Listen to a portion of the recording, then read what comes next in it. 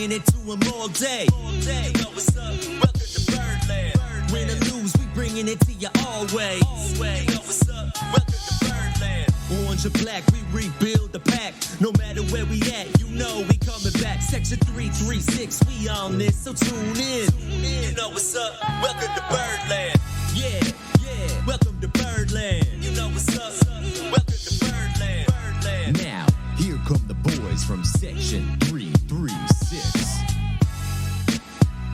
Ladies and gentlemen, boys and girls, Baltimore sports fans of all ages, welcome to Section 336, Next Generation of Baltimore Sports Talk. I am your endearingly stuttering host, Matt Sroka. As always, I'm joined by the button lover, Josh Sroka. Hey, Matt. How's it going? Good. So you made it safely back to Florida. It's good. Yeah, it was nice to go up this weekend, see some baseball, and made it back just in time to wait out a rain delay, I guess. Yeah, absolutely. Josh and I were fortunate to be able to go to opening day where the weather was great, and to go to Saturday night's game where the weather's once again fantastic. The play on the field was not as fantastic, but the weather was at least fantastic for the games we attended.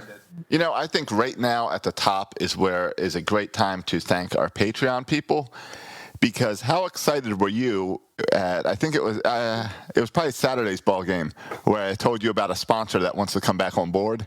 Yeah. And then I told you, but I turned them down. You were pretty excited I turned them down because of the Patreon members.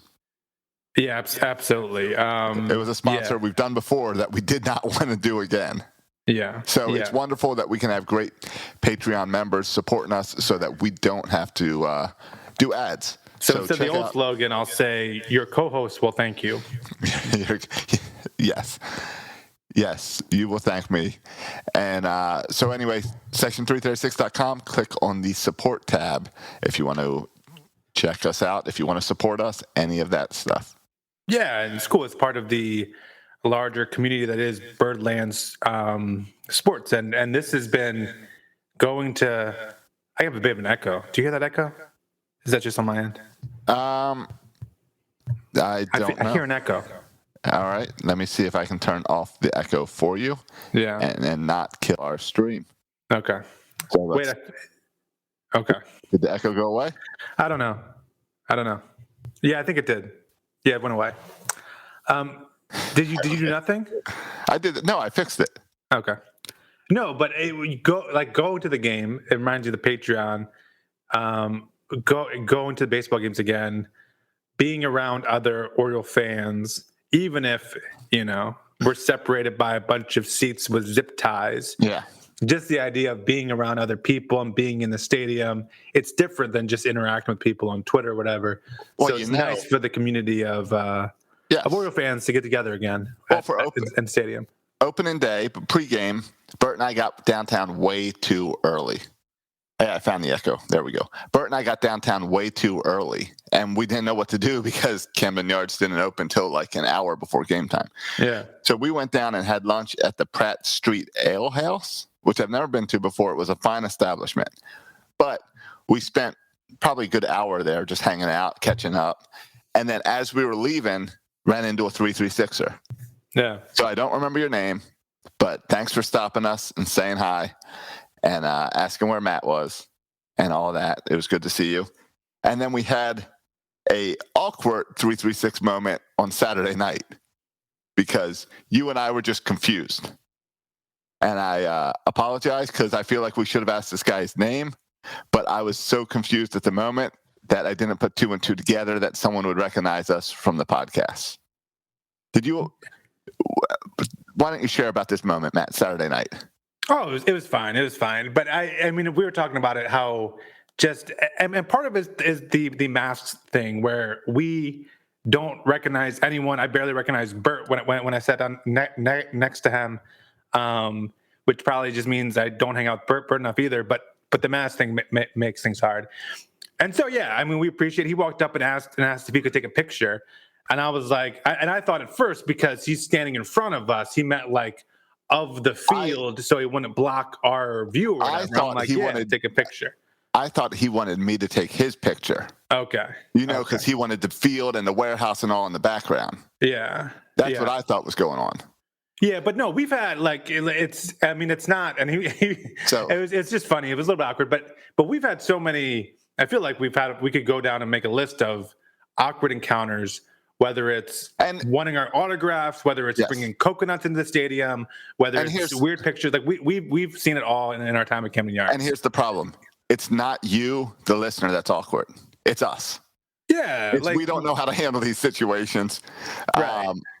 We did this talking into microphones, and the reason we managed and did is because we were talking to brothers. It's the two of us who've known each other our whole life. We don't know how to always interact with the masses.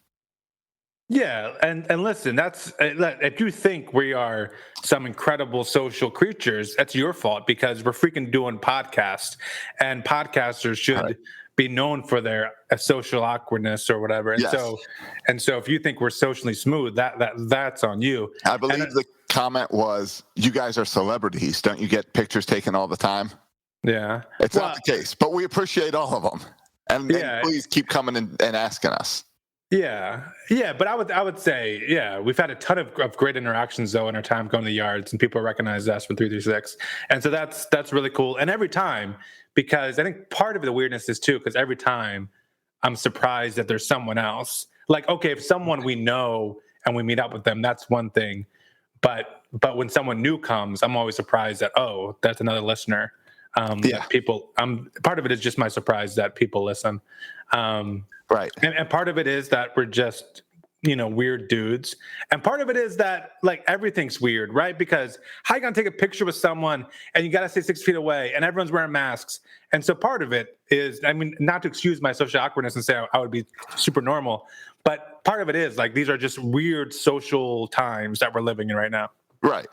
But please continue the awkward moments. Yeah. We appreciate it. We want to meet you all. Just let us know that you're a listener before you ask to take the picture. No, I don't care. Like, embrace the awkwardness. You can just come up, sneak up behind us or something. Whatever.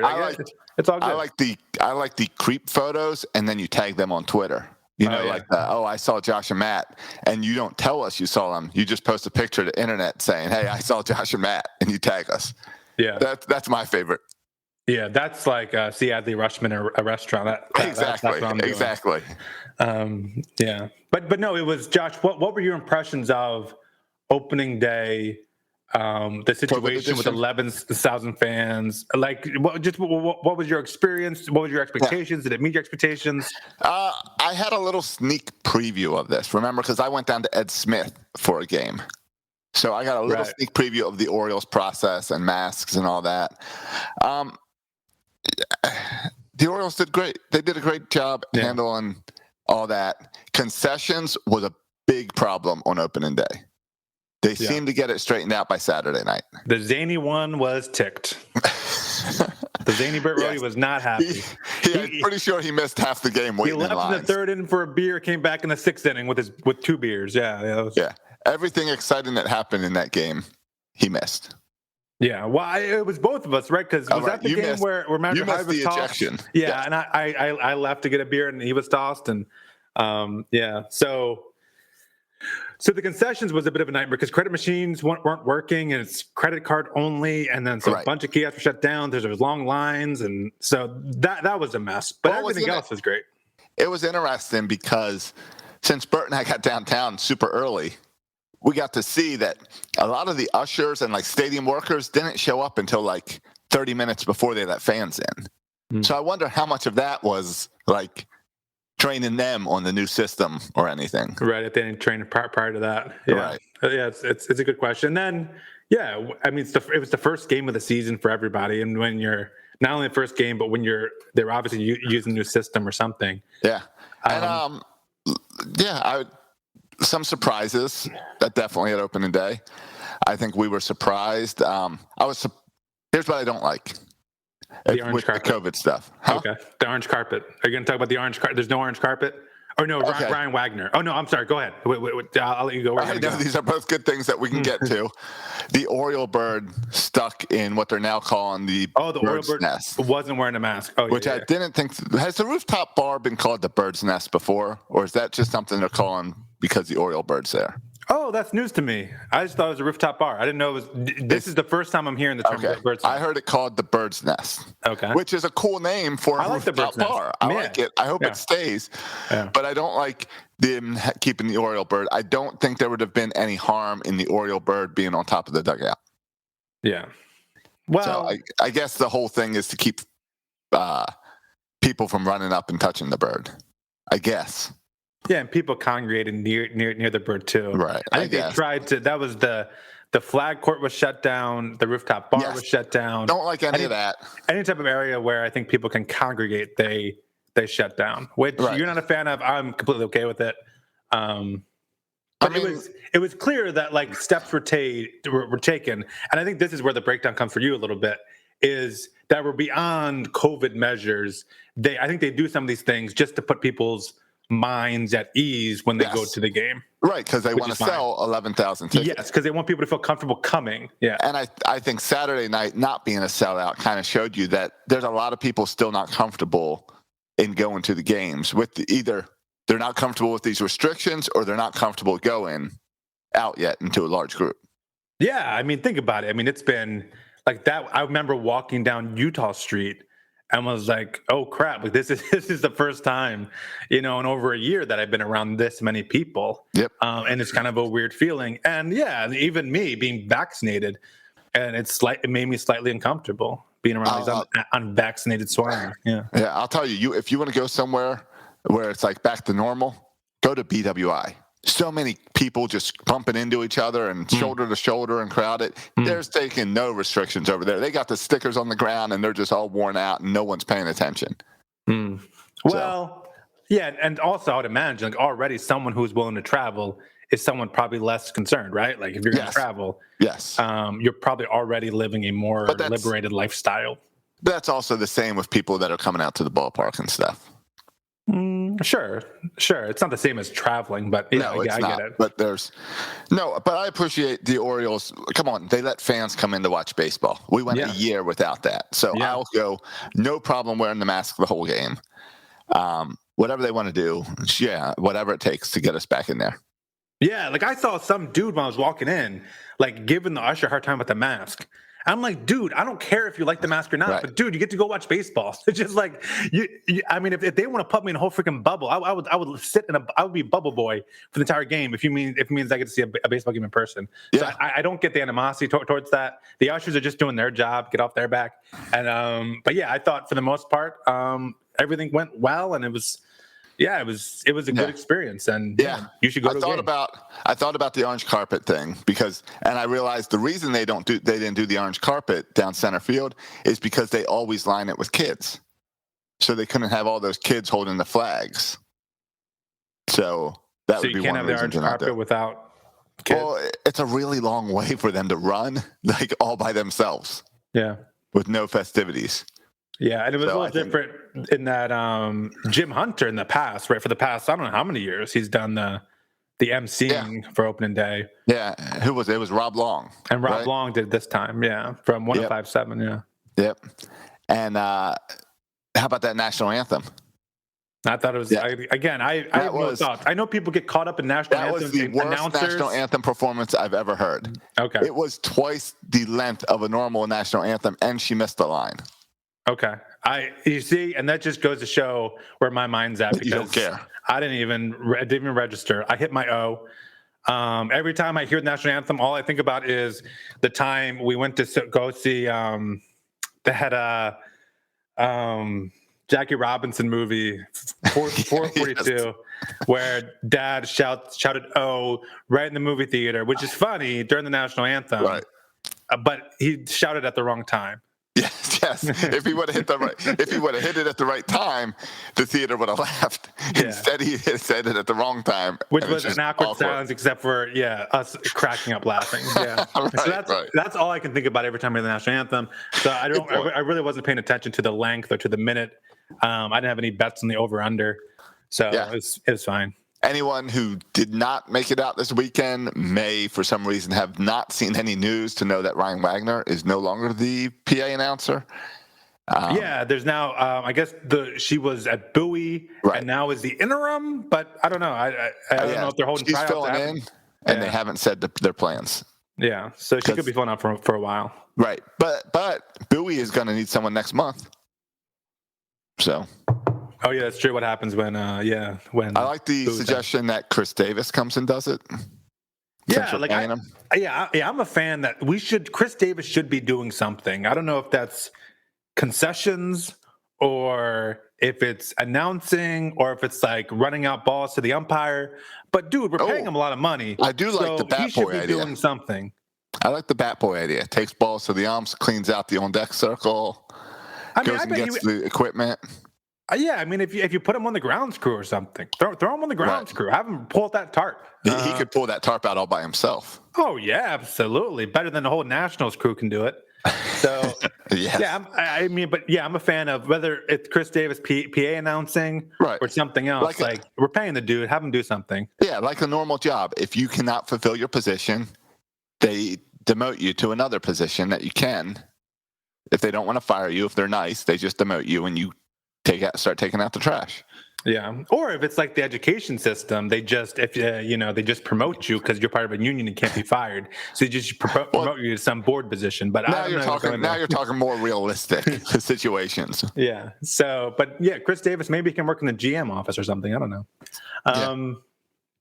But yeah, there's no sign. By the way, let's just Chris Davis update. When was the last time you heard anyone mention Chris Davis's name? No idea.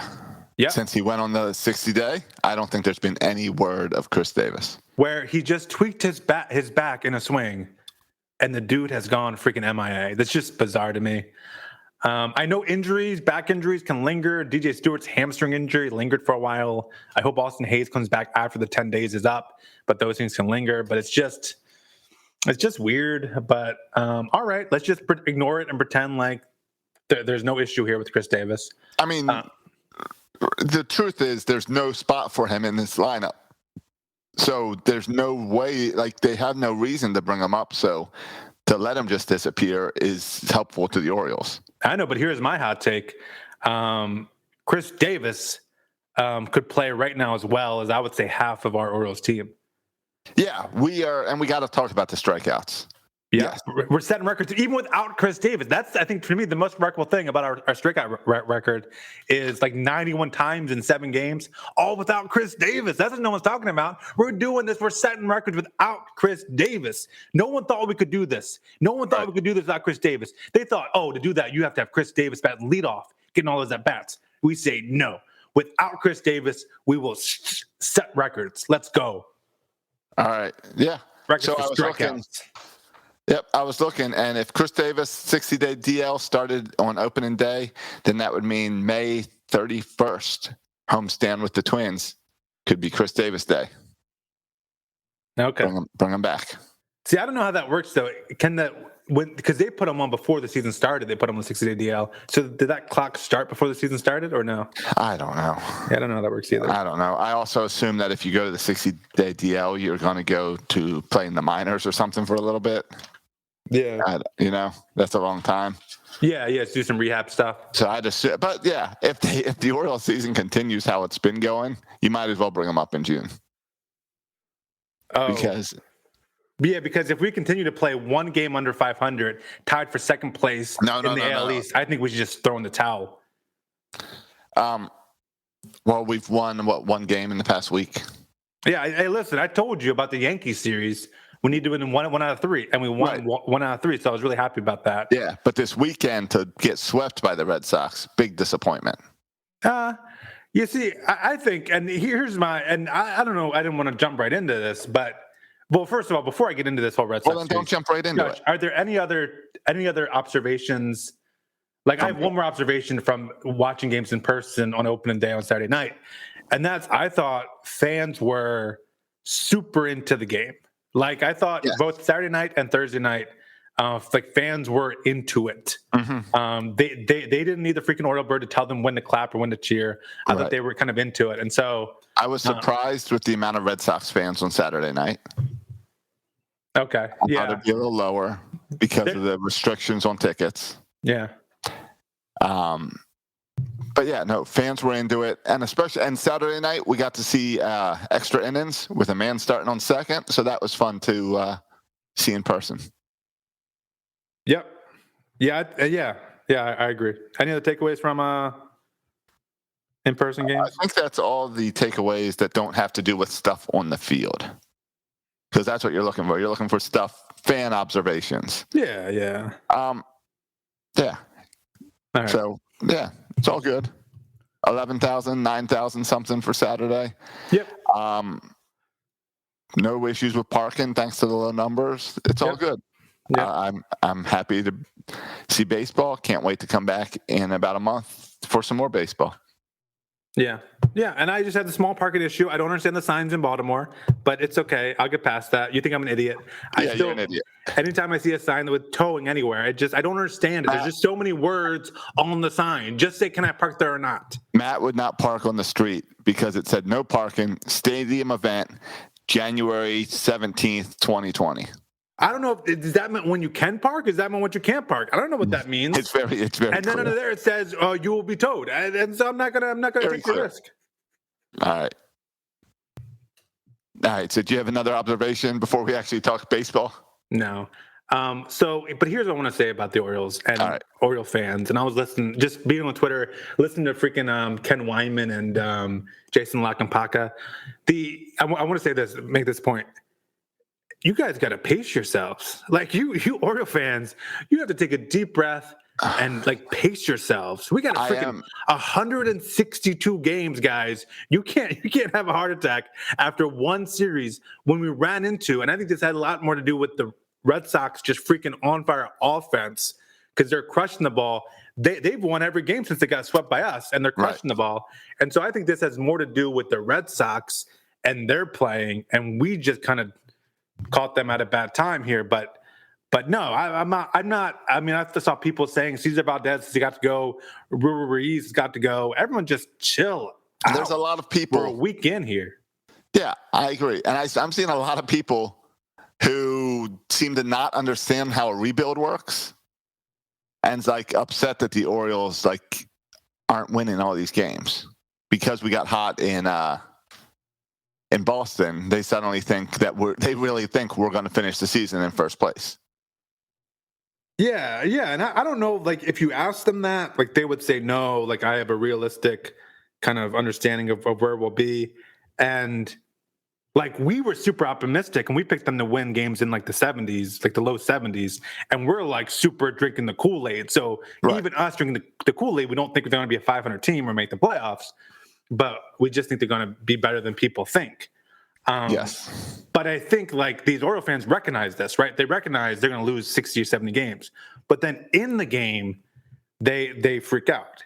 This notion that Ryan Mountcastle should never play left field again because he had 2 bad games is such a myopic view to take.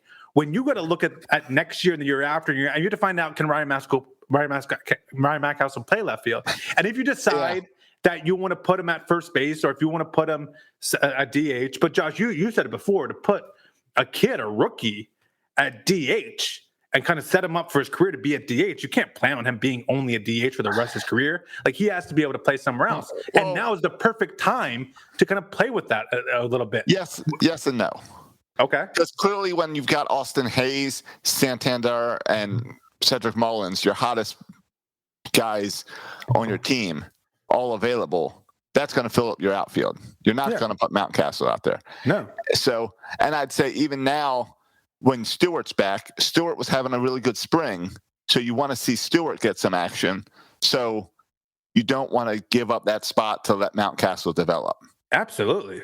So I'm not saying bench him for the outfield because he had 2 bad games, but I'm saying right now there's better opportunities and guys that you want to see out there that are more the future of this outfield. So I don't want to limit their playing time for Mountcastle to develop. Oh, absolutely. And that's why, you mentioned DJ Stewart, I think it's a really interesting one because DJ's Ryan Mountcastle, we know he's going to be part of the 2023 World Series. He might even be the MVP. But for DJ Stewart, we don't even know if he's going to be on the roster next year, right? He has not proven himself. I'd rather have DJ Stewart play freaking every single day in left field so we can see is DJ Stewart a major league player or not. And it's all these guys. Santander, you want in every game because you want to trade him. Yeah. You want to see if he's for real and get the most value for him. Mullins, you want to see if this short, amazing start that he can have, is he really putting his foot down as I'm the center field of the future of this team? And when Hayes is back, you want to see, can he be healthy enough to be a reliable outfielder on this team? Yeah, and I think Ryan Mackhouse, playing DH the last few games, has more to say about wanting to see DJ Stewart in the outfield and less to say about they don't want to put Ryan Mackhouse ever again in the outfield, because I have a hard time believing at 24 or at 24, whatever Ryan Mackhouse is, that you're just resigned for him playing the rest of his career only at DH. Be honest, before they put Mountcastle in the outfield, they knew he was a downgrade in the outfield. Yeah. But they want him. They're trying to plan the future because last year he batted .333. Yeah. And it was a short season, but he still batted .333 in 126 at-bats. Really, really slow start this year. So they got to get that going. But still, it's something where they got to see Mountcastle as well. And I think if you don't, and I think there's a connection here between his rough play in the outfield and his rough batting, because I just think they're human beings, and anyone who's played professional sports or baseball knows that the way you're playing on one side of the field can mentally affect how you're playing on the other side of the field, right? Right, totally. Like, I think we saw the one ball that dropped in front of him that had like a, I don't know, .03 like expected batting average, was a ball he was just nervous to go get. Like, and so he just played on the bounce because he's hesitant, because I think he's struggling. So you tend to be a little bit reserved. And if he overcompensates on that and slides or something and misses that ball, then it's way more damage than playing it off the bounce. Right. But I think if he would have ran, he could have caught it without even diving. Yeah, but maybe that's probably what he was thinking about. But last year, I thought he played better than most people thought in the outfield. Yes. And this year, he has 2 bad games, and people want his head. Like, everyone chill out. It doesn't even matter. Like, yeah, he probably cost us the game. He almost cost us that extra inning game that we came back and won. But in the end, it doesn't matter that much, because what's more important is we figure out this year if he can play left field next year. That's more important. If you want to crucify Mountcastle because of those misplayed balls in the outfield, then you got to get rid of your first baseman and your second baseman for that stupid pickle play on Saturday night where they let the guy score. Yeah, that's bad. If you get that guy, you don't let that guy score, and you don't go to extra innings, and you win that game. Yep. It's as simple as that. And then Sunday, to have that stupid play where you're in the shift and both guys miss the ball, and then you overthrow it home so a guy can score. It's stupid plays like that we're going to see this year, where hopefully everyone's learning so that you don't see this type of stuff next year. Yeah, well, I hope we don't see that stupid play we saw yesterday with the bobble and throwing over the catcher's head. I hope we never see that play again. It looked like a bad softball team for a moment there. Yeah, but hey, we won. We almost won that game on Saturday. Like, I thought we were going to win that game on Saturday. We gave it away. And if we would have won that game, that means we would have won. I don't know. We would have swept Boston and then took one out of 3 from Boston. And 1 out of 3. That been 4 out of 6 from Boston, which would have been fine. And taking 1 out of 3 from the Yankees, I would have taken. And so I'm okay with us being second place in the AL East. I know a lot of people are unhappy with being second in the AL East.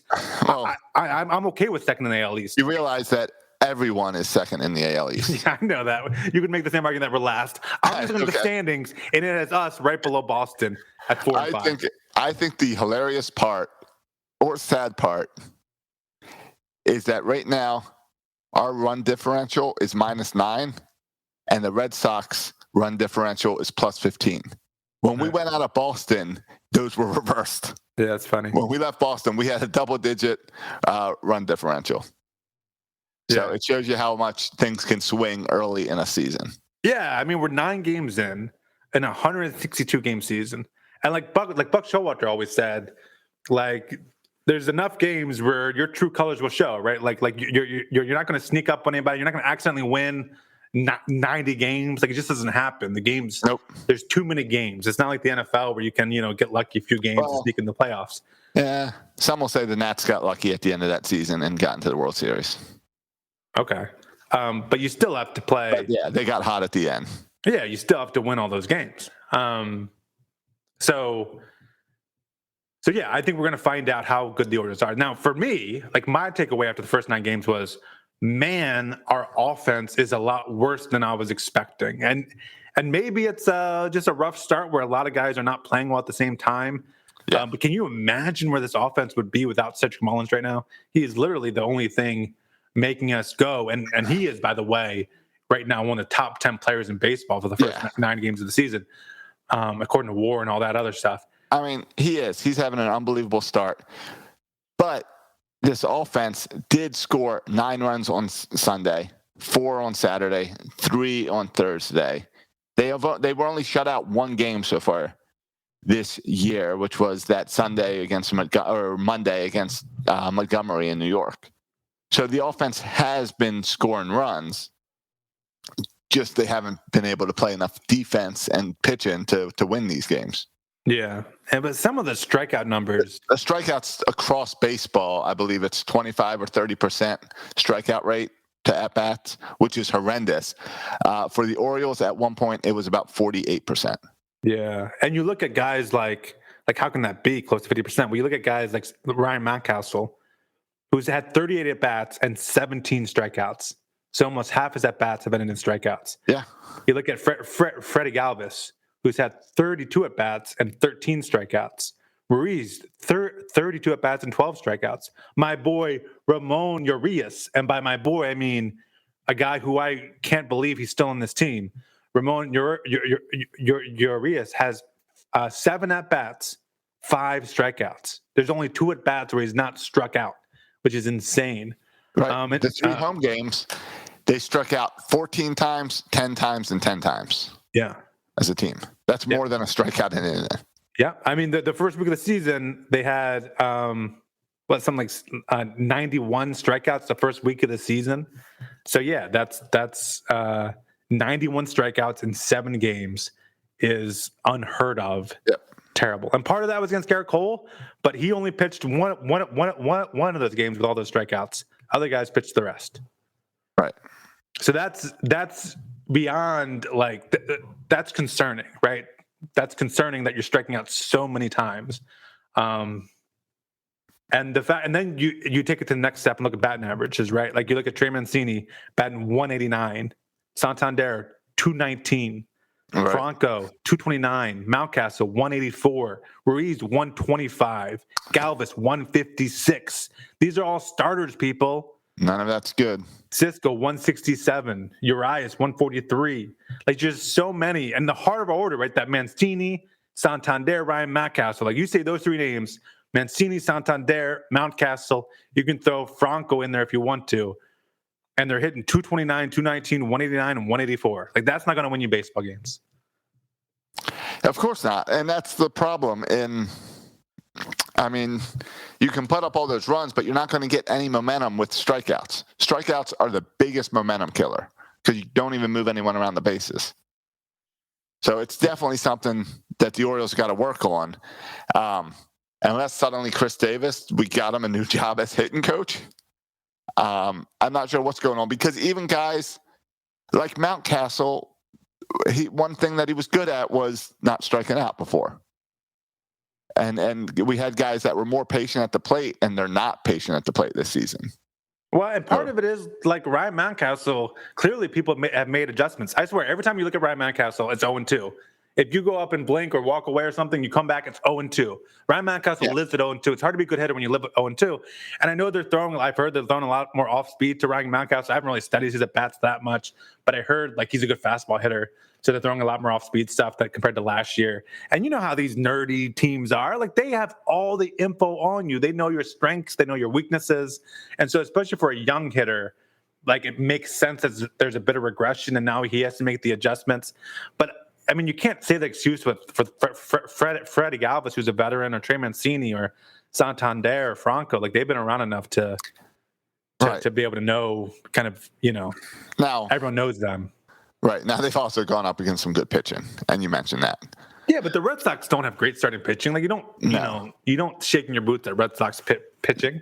No, because especially since in every game to the Red Sox, we got to the bullpen at a decent time. Yeah, that's another thing, right? The pitchers aren't going deep in games. Now, it is true that, all these teams have relievers out there throwing 99 miles per hour. But, man, it's I expected our team to give up a lot of runs. I did not expect to look up 9 games in and see us only have 2 players with a batting average above 229. Now, 2 players. All right. Now, I'll be a little defensive and point out that it's only been 9 games. Yes. So you get a hot streak of 3 games, and suddenly your average, it looks decent. Yep. It's true. It's true. So it just takes a good week. And it's a really small sample size. So just like Mountcastle struggles in the outfield, you got to give these guys time. Yeah, I mean, Cedric Mullins has an on-base percentage of .512. He gets on base over half the time. I don't think that's going to last all year, just like I don't think Trey Mancini batting 189 will last all year. Yeah, no, if Cedric Mullins keeps this up all year, then, build a statue to him. Yeah. He's going to be better numbers than Ted Williams. Yeah, which means Michael Elias will probably get rid of him in July. Right. Exactly. Think of what we can get for him in July. So, did you like Saturday night, the extra innings, man on second, now that you got to see it in person? Did you feel the extra intensity of it starting with a guy on second right away? For the Orioles, it was McKenna. Yeah, I mean, at that point, we were already down by 2 runs. Yeah, which kind of sucked. And McKenna was afraid to go to third. Yeah. But no, like, I didn't like it on Saturday because the Orioles lost, and it kind of backfired on us, and we had to go out there freaking Dylan Tate. Like, I guess here's my take on it. If you're the Orioles, and you're in a bullpen game, I think the Orioles are at a disadvantage because our bullpen stinks, and so all of a sudden our bullpen stinks, and now they just need a single to score a run, as opposed to getting several hits. I agree. It and our defense. So I think it favors teams. Also. I mean, actually, favors teams with good bullpens anyway. But I think especially with the runner in second, it puts even more pressure on the bullpen, and again, it favors even more a good bullpen. Yeah, or just having that extra guy who's not your 7, 8, 9 guy, just an extra guy, which I think I turned to you in the game and said, it's pretty nice to have Dylan Tate that can come out of the pen. Yeah. Because somehow I expected Dylan Tate to be a decent guy out of the pen. Yeah, and I think he is. I mean, I think he's small sample size again. I think he's our 3rd best option. I mean, it's clear that our best option this year seems to be Tanner Scott, and Valdez seems to be our 2nd best option. And then Dylan Tate, I guess, is your 3rd best option. Though if you want to throw Plutak in there, but he's more of a long man, but he's been our best guy out of the pen. Yeah. But he's more that long man role. So, yeah, I'm reminded of all the time missing Hunter Harvey. Like, he would make such a difference to the back end of our bullpen, where you wouldn't have to put Cesar Valdez or Dylan Tate in that position if you had Hunter Harvey, another arm there. Yeah. And you're carrying 2 Rule 5 guys. It's hard. Well, and I wanted to talk about the Rule 5 guys because I saw a lot of hate for Scroller on, I think it was Sunday, he went in and gave up some runs. Against Boston, he came in the blowout against Boston, and gave up. And I saw a lot of hate put in his way. But he's only pitched so far 3.2 innings, and has 6 strikeouts. And that's what you want from a Rule 5 guy. You want to see something there that you can work on. This guy's never pitched above AA. So he might. I'm trying to pull up. I'm not sure if he's even been in AA. Yeah, and what I want from my podcast host is just say 3.2 innings. That makes me happy as well. But yeah, I mean, if you're mad at anybody, what do you want me to say? 3 2/3? Yes, the correct thing. 3.2 is the same thing, except it's just how you write it instead of whatever. But 3.2 implies that whatever. It's a 3.2 is a number. Gotcha. You're more saying like if you could give me a 3.75 or whatever. 3.66. Yeah. Yeah. 6, 7 round up. But yeah. But no, like I'm more mad about Sean Armstrong. Like I'm sick of Armstrong. He's the Mike Wright swap. Seattle got Mike Wright. We got Sean Armstrong. Yeah, I was never a big Armstrong fan to begin with. No, not Mike Wright back. Give me Cole Salser. Bring Cole Salser back and get rid of the Sean Armstrong character. But I think the good news is the bullpen is one of those things where when we want to win, we'll have to get our bullpen straight. Now you're just figuring guys out, which either to trade, like LeBlanc back there. Also, why is LeBlanc still on this team? Boggles the mind, but he's there because you want to trade him. Though they're using LeBlanc as like a back end bullpen arm too, which I think is really interesting. But yeah, I think I would get rid of all LeBlanc, Armstrong, maybe even Fry before I get rid of the Rule 5 guys, before I'm off with their heads. And this is another example where it's 9 games. And if you like the Rule 5 guys enough to keep them on the roster, well, let them pitch some more, and then we'll see. Right, exactly. Well, I think that's the big takeaway from everything is small sample size. Let everyone just keep going. Yeah, and again, like the other spots, it's not like we have a bunch of bullpen arms who are developments being hurt because we have to keep these Rule 5 guys. Right. Like if you really want to get young arms up here, you can get rid of Sean Armstrong. You can get rid of Wade LeBlanc. Like if you want to get the young arms in here, there's other guys that could take that spot. Yes. Yeah, you're right. But again, let's give them time. Time for everyone. Yeah, and if you see enough of them and you think they can't stick long term, then send them back. I don't care. Right. I have no attachment to Schroller or to Wells. I have no attachment to them. But let them pitch. So as we're doing this podcast, Monday night's game has been postponed. So it'll be a doubleheader game on Tuesday, 4 o'clock and 7 o'clock games. That's too bad. I was hoping you would have to stay up till 3 a.m. to do Birdland tonight. I was ready to do it, but instead you get to talk about 2 games because you're signed up for tomorrow. Yep, I'm not doing after both games. I'm waiting until after the second game. I know you are. You'll take the second game. I'll probably hop on and do a shortened edition between the 2 games because there's at least 30 minutes between there. Yeah. So I'll hop on and do that. Maybe someone else will want to join me, but maybe I'll even come and join you in the post game of the second. Yeah, the 4 o'clock game start is not ideal for me. I have the wife who works, and so I have kid duty for those hours, and I just can't get them away for 3 hours. It's all good. But yeah, make sure you're checking out Birdland tonight for Matt on Tuesday night. Yeah, I'm excited about it. Yep. Other news and notes, Josh, you want to talk about? McKenna's up. Okay. Again, I don't know what to expect from McKenna. Is he supposed to be good? Like, I know he got like a triple. It's interesting. Like people like Fangraphs, I remember really high on him. They had him higher than you Diaz. That's the one I'm intrigued by. Like who's better, McKenna or Diaz? If you're talking about like McKenna seems to me to be the ideal 4th outfielder, right? Kind of reminds like Cedric Mullins, right? Really good defensively, probably a better arm than Cedric Mullins. Really good speed, probably up there with Cedric Mullins in the speed category. The question is, of course, defense is great. The question is, can he hit enough? Right. He had a good game on Sunday. Yeah. But I don't know what to expect from this kid. It's just another one of these outfield options. Yeah. Yeah, and again, I think the highest he's played is AA. I don't think he's ever played AAA ball. And so I think the plan would have been last year to have him as your AAA, starting center fielder. And I thought that was the plan this year. Like I'm surprised he got the call up so early, and the only reason he did was the Austin Hayes injury. I'm a little surprised that when DJ Stewart came back, he wasn't sent down. Yeah, they sent Pat Valleca down, which I'm okay with, but I'm surprised that they, kept Cedric Mullins. Kept McKenna. But McKenna is a guy that can help you, right? Because he can be a defensive replacement, and we have bad defensive outfielders, so he can be that late in the defensive replacement. He can be a pinch runner. He can do a lot of different things that I think can help your ball club. Yeah, McKenna in 2018, he went up to Bowie, and then he played half of 2018 with Bowie and 2019 with Bowie. Okay. And 2020 didn't play. So that's the other thing with these young guys that were not on the Orioles last year. You got to remember they didn't play baseball last year. Right. Get a year off. That's a big deal. Right. Yeah. Yeah. And so here's what I expect to happen.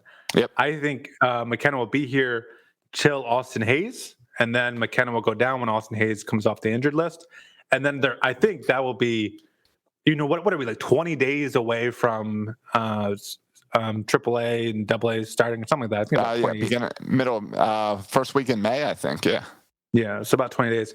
And so then I think McKenna will fall right in to be the starting center fielder at Norfolk. And I think that will be, I think there's going to be a big year for him. Right. Even in AAA to see and then how he handles that. Yeah, and then he'll probably come back up when we trade one of our outfield arms. When we trade Santander. There's going to be a little competition between, and I know they're different players and they play different outfield positions, but I think it's going to be a fun competition between him and Yusniel Diaz. I think just those two as prospects, like who was going to be a better major league player? McKenna with the defense and speed, Yusniel Diaz with kind of the raw power and the great arm. Who's going to be a better prospect is really interesting to me. So that's a good kind of battle to watch in AAA. One playing right, one playing center. See how they do. Yeah. Yeah. And once one gets called up first again, yeah. Right. The outfield is the first area that we're watching for prospects. Yeah, I think that's like the outfield class seems to all be hitting a little bit earlier than the infield class. Well, I guess pitching's hitting first. Yeah, we're starting to see arms. Yeah, I think pitching and outfield, and that's why people are already itching for Zach Lothar and Michael Baumann, and we're seeing Bruce Zimmerman, which is exciting. I thought he's pitched. Bruce Zimmerman. Honestly, I just had no expectations for him. He was not as high on my radar as Alex Wells and Zach Lothar, Michael Baumann. So I've just been pleasantly surprised by everything that Bruce Zimmerman has done this year. I've been happy with you. Of course, everyone's happy with John Means. I've been happy with Matt Harvey and with Bruce Zimmerman. I've been happy with the top three. Yep. So. And you know what? I'm okay. I was curious to see Dean Kramer tonight. He had a tough assignment with the Yankees. Right. We did I remember because we did his Birdland after he pitched, and I thought he didn't pitch maybe as bad as his numbers said. Had trouble with some location stuff, and so I think the jury is definitely still on Dean Kramer. Right. See what he does with the Mariners. Yeah. Now Jorge Lopez is another story. Lopez, I think I may have seen enough from Lopez. There's two guys on this roster that I feel Michael Elias has an unhealthy kind of an infatuation with. Okay. Lopez and the other guy was, I think this is true, that it was the first guy Michael Elias ever picked off on waivers when he got here from the Houston Astros, like from his old team. Yeah. Who's that? Ruiz. Yeah. Right. I've enjoyed watching Ruiz play second, though. Yeah, but like he's a guy that just his numbers say he shouldn't still be here, right? He's never hit well enough. His defense is okay. He's played good defensive at second base. He's the definition of a holdover. Yeah, he's the guy that when we get these shortstops, second basemen, third basemen ready to go, Ruiz isn't going to be here. Yeah, but like, how did he outlast Hanser Alberto and Renato Nunez? Like, I don't understand how he's still here and those guys are gone. Because we let them go, and then we realized we didn't have a second baseman. Right. Well, you can say Michael Elias is obsessed with him, but I think he kind of lucked into the fact that we didn't have a second baseman because there was no reason to keep him on this team until we got to that no second baseman problem. Yeah, it's embarrassing, our second base position. It's embarrassing. I shared the number with Urias where there's only been 2 at-bats so far this year where he hasn't struck out. Yeah. I don't think Sanchez was the answer. Yomar Sanchez, I called him a bum here last, at the preseason, at spring training, and I think he's a bum. I don't think Rio Ruiz is the answer either. And I know everyone's itching for either Jahmai Jones or Rylan Banning, and I hope that they could be an answer long term, but I think the jury's still very much out on them. Shortstop, forget about it. We got no one. If you want to argue Gunnar Henderson, the kid's 19 and people project to be a third baseman. Yeah, but he's still 2022 at the earliest. Mm-hmm. So was Machado. Yeah, so there's no help in sight at this point in the shortstop or second base position. And it's kind of annoying to have to watch this infield of Franco, Galvis, and Ruiz. Like this, it's just a bad infield right now. It is.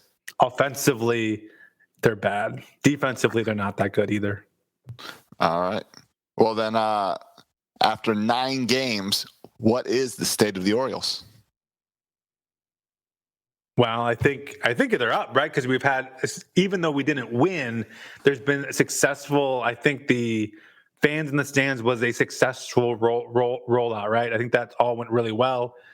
I think right now we're sitting. I know you can contend that you could argue we're in last place. I would argue we're in second place in the AL East, but we're just a game under 500, 4-5. I know the past, series against Boston. Like I don't even think the series against the Yankees was that bad. We took 1 out of 3. The Yankees are one of the best teams in baseball. But the series against Boston most recently was bad. But I know we could have won that one game on Saturday. So yeah, I'm okay. I think that I guess it's to be lying to say the Orioles is up, but I don't think it's down either. I would say it's kind of flat, plateaued. Yeah, if you're right. If up and down are only the options, it's up. I mean, when we have 3 pitchers that we can at least count on to go start games, that we've seen John Means is pitching well. We've seen that Matt Harvey is serviceable. We've seen Bruce Zimmerman getting quality starts. Those are all question marks going into the season. So the fact that those are working out is positive. Yeah, that's a great point, Josh. And those Zimmerman pitching well, Harvey pitching well, Means pitching well is more important than Galvis not hitting, right? Like the long-term benefits of those guys playing well far outweighs how Franco or Galvis is playing, or Ruiz even is playing right now. Totally. Because Bruce Zimmerman, right, is trying out to be a starter next year. It's going to be harder and harder as these young players start to make their way to the majors. And Matt Harvey, if he truly can pitch well, like that's can be a really nice, could be a nice trade chip or something for the Orioles. Totally. Not to mention like a recruiting chip. Like look at we turned this guy's career around. And John Means, look what we can do with analytics. Yeah. So I think that could attract other pitchers.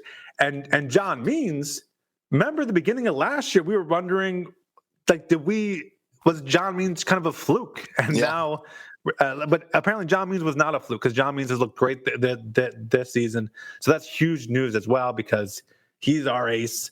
And so, yeah, I think the pitching news is more important. And listen, if Jorge Lopez is not good, it's not the end of the world because we have a host of young pitchers itching to take his spot. And I'm curious to see how long that leash is with Jorge Lopez now at this point, too. Right. And like you said, I'm not going to worry about Dean Kramer from 1 outing. I'm going to have to see more.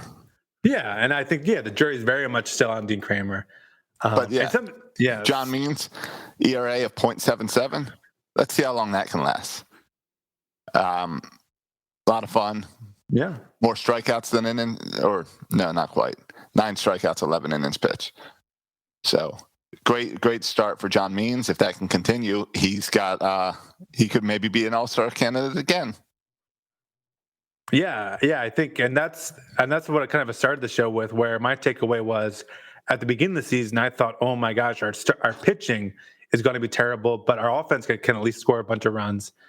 Now I feel that's kind of flipped, where like our pitching has been better than I thought, but our offense has been a lot worse than I thought. Right. And so I think both these things will probably even out a little bit. Like John Means will give up more runs, and the Orioles will hit more than they are right now. Yeah, because again, it's a long season.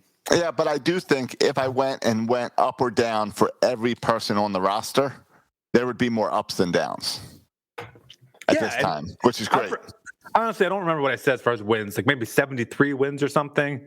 I forget what I said, but I think that number is still very much in play this year. Yeah, I agree. Whatever. I don't remember my number either. We did that last week, 2 weeks ago. But yeah, I think it was in the 70s. And yeah, it's totally doable. Yeah, and I think, and I said it before, I think there's a possibility where it could get better as the season goes on, because where other teams are kind of, have their guys, and if their guys struggle, they're going to stick with their guys longer. We don't really have our guys. Like if Jorge Lopez struggles, he's gone. He gone. If Sean Armstrong continues to struggle, he gone. Like we're not attached to any of these guys. Yeah. And when these guys leave, when Jorge Lopez leaves, if he keeps on pitching like this, or when Sean Armstrong leaves, if he keeps on pitching like this, they're going to be replaced with younger, I would argue, more talented pitchers. Yeah, I agree. All right. You want to do a little ball four? Oh, sure. You prepared for some ball four? Not really. I don't have much going on in my life right now besides yard work and baseball, but go ahead. All right. I am going to start with I came back and on my flight in, I watched a little movie called Willy's Wonderland. It's a Nicolas Cage movie. Matt, you like Nicolas Cage? No, not particularly. All right. Do you like Chuck E. Cheese? I'm a big Chuck E. Cheese guy. All right. Here's the premise of the movie. Nicolas Cage gets locked in a Chuck E. Cheese.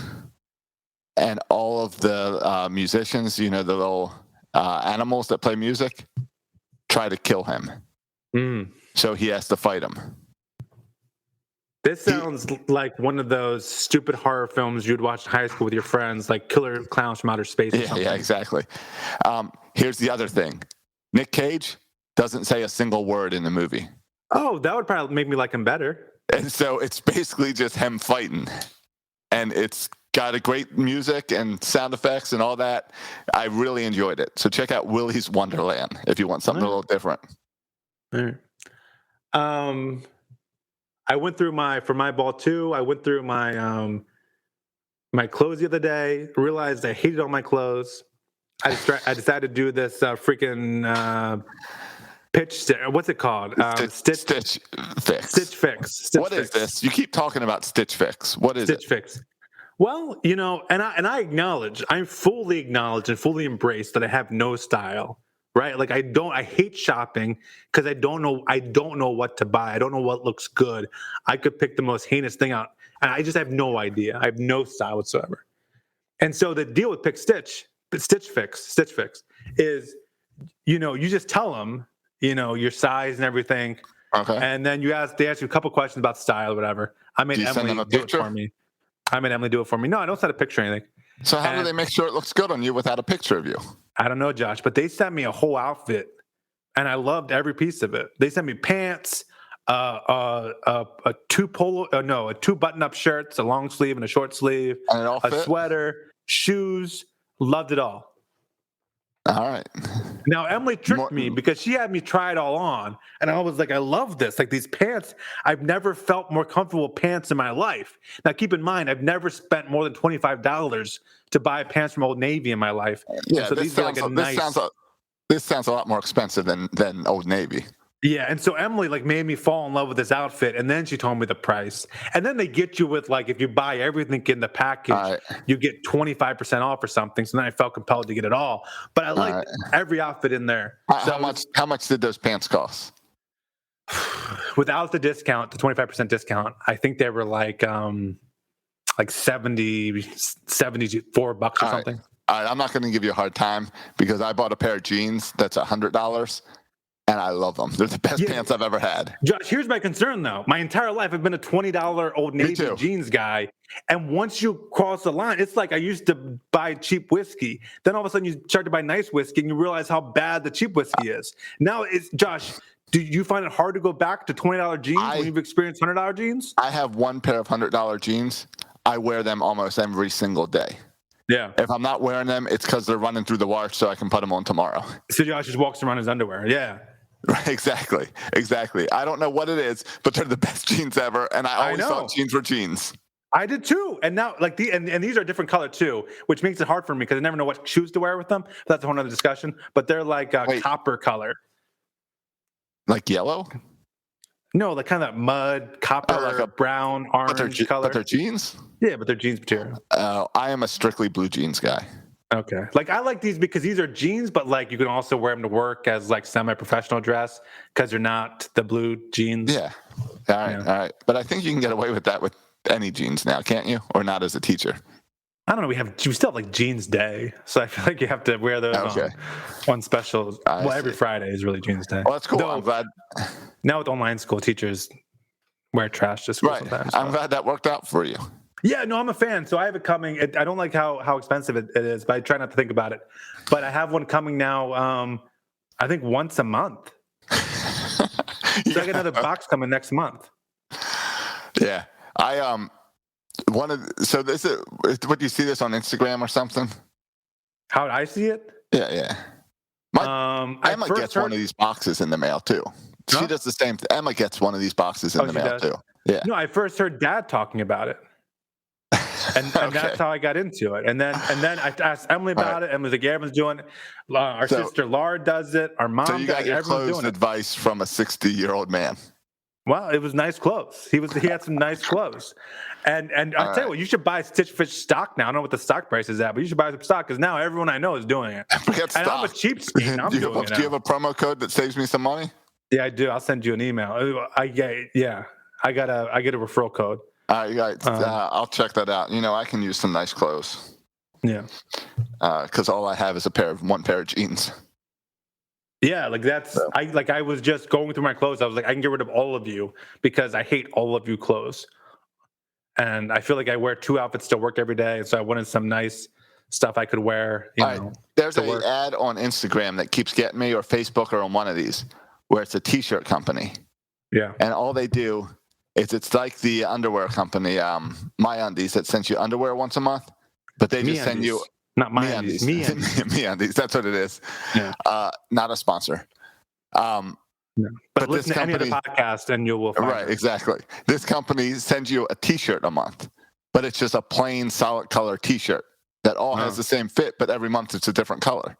And I would have been so tempted to throw out all the clothes in my closet and just sign up to this T-shirt company. Yeah. So then I have the exact same shirt, same fit, everything every day, but a different color. Yeah. So yeah, well, that's what I like. I'm wearing now. That's why I like the plain color T-shirt. I could get. I like this idea of the internet dressing us. Yeah. Instead of having to figure it out ourselves. Well, hold up. The internet is not dressing me. I got a personalized note, Josh, from Victoria. Victoria picked up my outfit, and I said, "Next box, Victoria, do it again." So Victoria might not be. Victoria might be butch in the Philippines. I don't know, but Victoria is my stylist, and I'm a fan. Yeah, the only thing I'm stuck on is that they got you all your clothes and colors and stuff without seeing you. Never saw me. That's weird to me. Yeah. They got all my sizes, and they do a couple questions about my style, kind of what I like. Okay. And they just pick. All right, I'm going to check it out. My ball 3, I feel like I say a bunch of internet and movies and shows and stuff, so I'm going to recommend a restaurant. Because I went out to eat on Saturday when I was in Baltimore, and I went to Chad's Barbecue in Annapolis. Have you ever been here? No, never heard of it. Small little barbecue place with outdoor seating, bunch of picnic tables, really good barbecue. So check out Chad's Barbecue in Annapolis. Okay. That's my ball 3. I went out to eat in Annapolis too. I'll throw out my recommendation restaurant. All right. I went out to eat in Annapolis too. Where'd you go? This is not Subway? No, I went to out there Parole. Walking around Parole with Silas, and we went outside seating to Gordon Biersch right there in Parole. Oh, I'm surprised that place is still there. Okay. Yeah, I know. It's been there for a while, and that's it's true because they have a high turnover with restaurants down there. But yeah, that place is still there. We sat outside. It was nice. I was at BWI Sunday morning, and I had one thing I was determined to get, which was Lido's. Because I didn't get Lido's while I was in town, and Lido's is my favorite. You love your Lido's, yeah. So I was over at Lido's getting some Lido's. And I saw this family walking down is it the tarmac? Is that what you call that walkway? Yeah. Outside all the gates. And the kid, who's like a middle school kid, starts screaming to his dad, "They've got a Subway here. We got to go to Subway." This kid was like, "It's been forever since I've been to Subway." I want to know where this kid lives, where he flew from, that Subways aren't on every street corner. Because you can't get away from Subways. They're the biggest restaurant in the world. They are. I shared this fun fact before. More Subway restaurants than any other restaurant in the entire world. They're the most common fast food place. More than McDonald's, more than anywhere. It's Subway. Right. I know. I saw Subway in Africa. Yep. Subway in Zambia. Hit that up. Did you go to the Subway in Zambia? I went to Subway in Zambia. Very skimpy on the meat.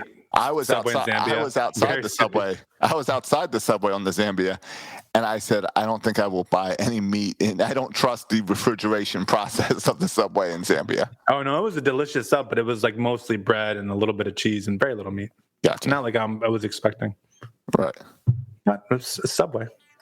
All right. Well, despite the rain, we had another great episode of 336. Yep. So, and the Orioles didn't lose tonight, so that's a win. Right. So Braves 2 tomorrow. Win 2 tomorrow. Maybe so. Then we'll be above 500 and probably sitting alone in second place.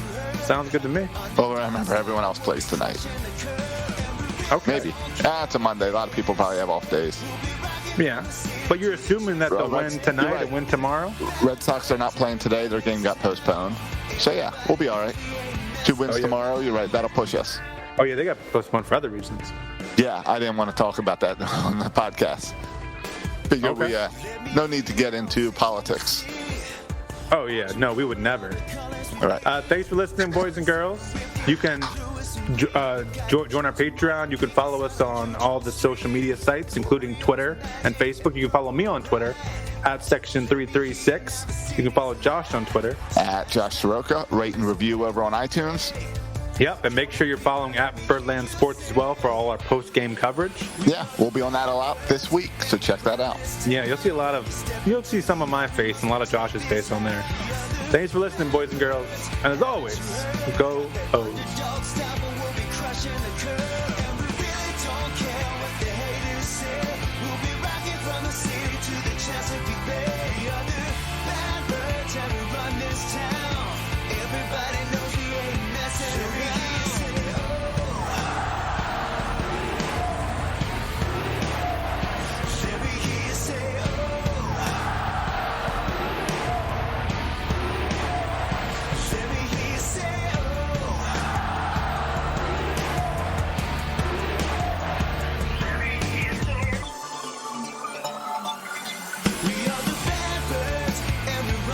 When we step into the yard, we must protect this house. The other bad birds, haven't you heard?